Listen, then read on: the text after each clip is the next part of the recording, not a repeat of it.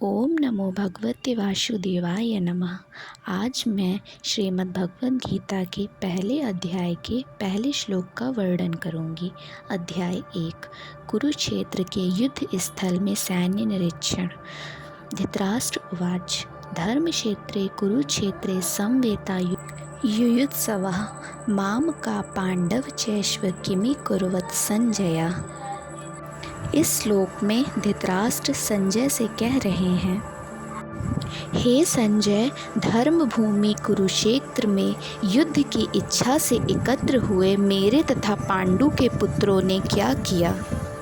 तात्पर्य: भगवद गीता एक बहुपठित आस्तिक विज्ञान है जिसमें यह उल्लेख है कि मनुष्य को चाहिए कि वह श्री कृष्ण की भक्त की सहायता से भगवद गीता का अध्ययन करे और स्वार्थ प्रेरित व्याख्याओं के बिना उसे समझने का प्रयास करे। अर्जुन ने जिस प्रकार से साक्षात भगवान कृष्ण से गीता सुनी और उसका उपदेश ग्रहण किया, इस प्रकार की स्पष्ट अनुभूति का उदाहरण भगवद गीता में ही है।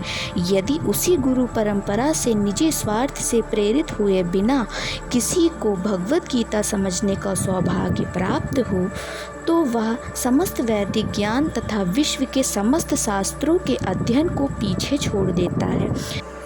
पाठक को भगवद गीता में न केवल अन्य शास्त्रों की सारी बातें मिलेंगी अपितु ऐसी बातें भी मिलेंगी जो कहीं उपलब्ध नहीं है। यही गीता का विशिष्ट मानदंड है। स्वयं भगवान श्री कृष्ण द्वारा साक्षात होने के कारण यह पूर्ण आस्तिक विज्ञान है। महाभारत में वर्णित धृतराष्ट्र तथा संजय की वार्ताएं इस महान दर्शन के मूल सिद्धांत का कार्य करती हैं। माना जाता है कि इस दर्शन की प्रस्तुति कुरुक्षेत्र के युद्ध स्थल में हुई, जो वैदिक युग से ही पवित्र तीर्थ स्थल रहा है। इसका प्रवचन भगवान द्वारा मानव जाति के पथ प्रदर्शन हेतु तब किया गया जब वे इस लोक में स्वयं उपस्थित थे। धर्म क्षेत्र शब्द सार्थक है क्योंकि कुरुक्षेत्र के युद्ध स्थल में अर्जुन के पक्ष में श्री भगवान स्वयं उपस्थित थे। कौरवों का पिता धृतराष्ट्र अपने पुत्रों की विजय की संभावना के विषय में अत्यधिक संदिग्ध था। अतः इसी संदेह के कारण उसने अपने सचिव से पूछा। उन्होंने क्या किया?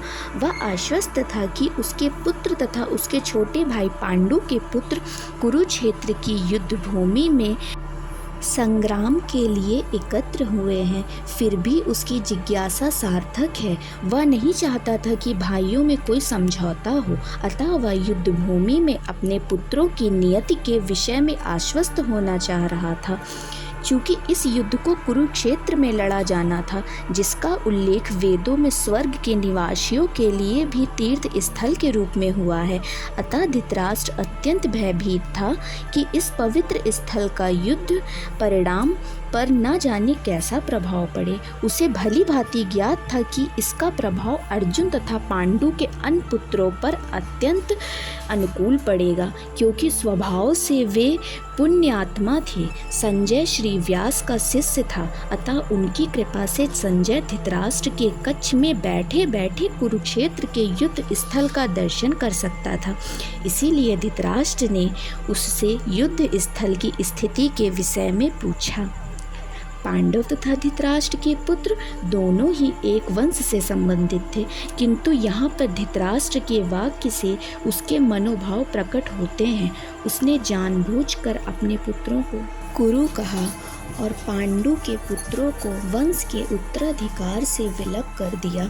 इस तरह पांडु के पुत्रों अर्थात अपने भतीजों के साथ धृतराष्ट्र की विशिष्ट मनः स्थिति समझी जा सकती है।